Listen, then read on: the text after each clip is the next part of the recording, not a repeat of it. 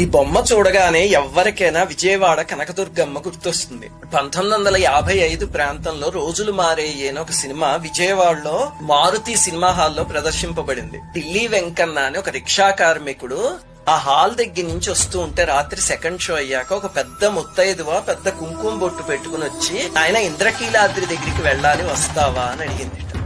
సరేనమ్మా అని ఎక్కించుకుని తీసుకువెళ్తుంటే ఏమిటి నాయన ఇంత అర్ధరాత్రి రిక్షా నడుపుతున్నావు, భయం లేదా నీకు అంటే దుర్గమ్మ ఉంది కదా మా అమ్మ అన్నట్ట.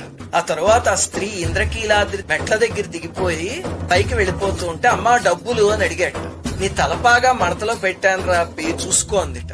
వెంటనే అతను చూసేసరికి నిజంగానే డబ్బులో బంగారపు గాజు ఉంటే భయంతో వెర్రి కేకలు పెడితే బ్రాహ్మణ వీధిలో ఉన్న వాళ్ళందరూ పరిగెత్తుకుంటూ వచ్చి కథంతా విన్నారట. ఇది ఆ కాలంలో ఆంధ్రకేసరి అనే పత్రికలో పడింది. ఆ గాజు బొమ్మలతో సహా వేశారు ఆ పత్రికలో.